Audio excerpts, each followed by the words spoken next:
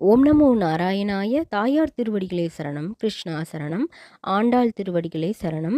இன்றைக்கு நாம் திருப்பாவை 6ஆம் பாசுரத்தை பற்றி பார்க்கலாம். புல்லும் சிலம்பினகான் புல்லரையன் கோயில் வெள்ளை விழிசங்கின் பேரரவம் கேட்டில்லையோ, பிள்ளாய் எழுந்திராய் பேய்முலை நஞ்சுண்டு கள்ள சகடம் கலக்கு அழிய காலோச்சி வெள்ளத்து அரவில் துயில் அமர்ந்த வித்தினை உள்ளத்து கொண்டு முனிவர்களும் யோகிகளும் மெல்ல எழுந்து அரி என்ற பேரரவம் உள்ளம் புகுந்து குளிர்ந்தேலோர் எம்பாவாய். இப்போ 6ஆம் பாசுரத்தோட பொருளை பார்க்கலாம். ஆண்டாள் மற்றும் தோழிகள் என்ன செய்கிறாங்க அப்படின்னு பார்த்தீங்கன்னா, பாவை நோன்பை தொடர்ந்து செய்து கொண்டு வந்துக்கிட்டு இருக்காங்க. அப்பொழுது நாமும் நம்முடைய தோழிகளும் மட்டும் செய்தால் போதாது, மற்ற பெண்களையும் இதில் சேர்க்கணும் அப்படின்னு சொல்லிட்டு ஆண்டாள் வேறு ஒரு பெண்ணுடைய வீட்டுக்கு போகிறாங்க தன்னுடைய தோழிகளோட.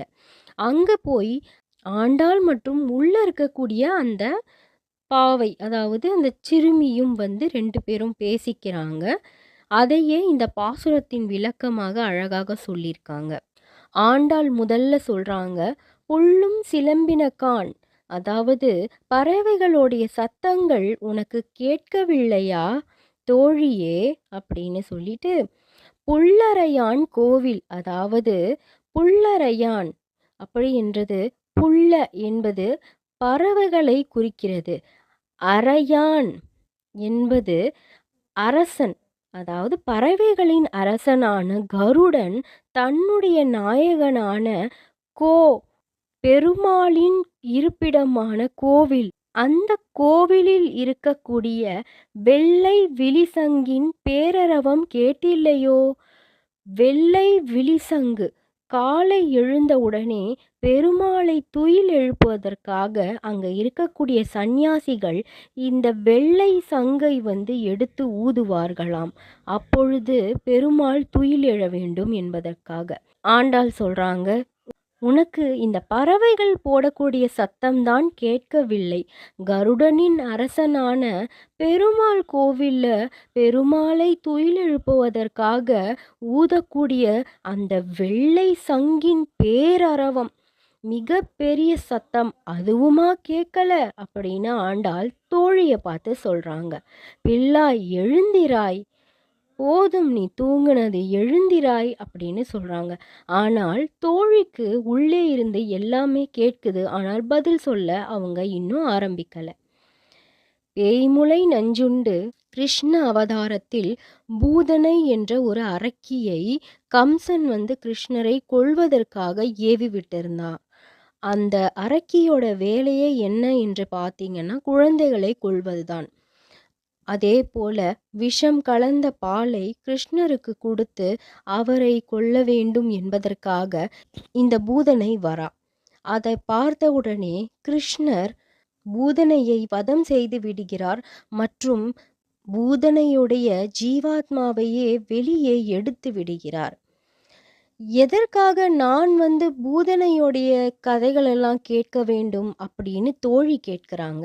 அதற்கு ஆண்டாள் சொல்றாங்க, அப்பொழுதுதானே நமக்கு மறுபிறவி இருக்காது, அப்பொழுதுதானே நாம் திரும்பவும் கருவறையில் பிறந்து திரும்பவும் அன்னையின் மடியில் பால் குடிக்க வேண்டும் என்ற அவசியம் இருக்காது, மோட்சமும் மற்றும் வைகுண்டத்தையும் அடையலாம் இல்லையா, அதனால மிக சிறந்த பெருமாளின் அவதாரமான கிருஷ்ண கதைகளை கேட்க வேண்டாமா அப்படின்னு ஆண்டாள் சொல்றாங்க. பிறகு கிருஷ்ண அவதாரத்தில் நடந்த இன்னொரு நிகழ்வு, கள்ள சகடம் கலக்கு அழிய காலோச்சி, அதாவது சகடம் என்பது சக்கரத்தை குறிக்கக்கூடியது. கிருஷ்ணர் தன்னுடைய கால்களால எட்டி உதைத்த உடனே பாதி சக்கரம் பூமியில் விழ மீதி சக்கரம் எங்கே போனதென்றே தெரியவில்லை. அது என்னதான் உயிரற்றதாக இருந்தாலும் கிருஷ்ணரின் கால் பட்ட உடனே வைகுண்டம் அடைந்திருக்குமாம். வைகுண்டத்திற்கு சென்ற பிறகு அங்கே சக்கரங்களில் துண்டை பார்க்கலாம் அப்படி என்றும் விளக்கத்தை சொல்லியிருக்காங்க. அசுரனை வதம் செய்த கிருஷ்ணரை பற்றி அறிந்து கொள்ள வேண்டாமா அப்படின்னு ஆண்டாள் சொல்றாங்க. பெருமாள் எப்படிப்பட்டவர்? வெள்ளத்து அரவியில் துயில் அமர்ந்த வித்தினை. வெள்ளத்து நீரையே இங்க வெள்ளம் அப்படின்னு குறிப்பிடுறாங்க. அரவு அப்படின்னா உங்களுக்கு தெரியும், பாம்பையே அரவு அப்படின்னு சொல்லுவாங்க. ஆதிசேஷன் துயில் இருக்கக்கூடிய வடபத்ர சாயி. எப்பொழுதுமே நாராயணர் வெள்ளத்துல, அதாவது பார்க்கடல்ல ஆதிசேஷன்ல துயில் கொண்டிருப்பார். இந்த இடத்துல ஆண்டாள் 2 விஷயங்களை சொல்றாங்க. ஒன்று, பிரளய காலத்துல வரக்கூடிய வெள்ளத்தில் அந்த ஆளிலையில் கிருஷ்ணர் படுத்து கொண்டு அனைத்து இந்த அண்டங்களையும் தனக்குள் அடக்கி அந்த ஆளிலையில் படுத்து கொண்டு இருப்பதையும் ஒரு விதமாக சொல்றாங்க. அது மட்டும் இல்லாமல் வடபத்ர சயனத்தை பற்றியுமே அவங்க சொல்றாங்க. வடபத்ர சாயி என்பது யாரு? சாக்ஷாத் அந்த ஸ்ரீரங்கநாதர். ஸ்ரீரங்கநாதர் பார்க்கடலில் அழகாக ஆதிசேஷன் குடை பிடிக்க துயில் கொண்டு இருக்கிறார்.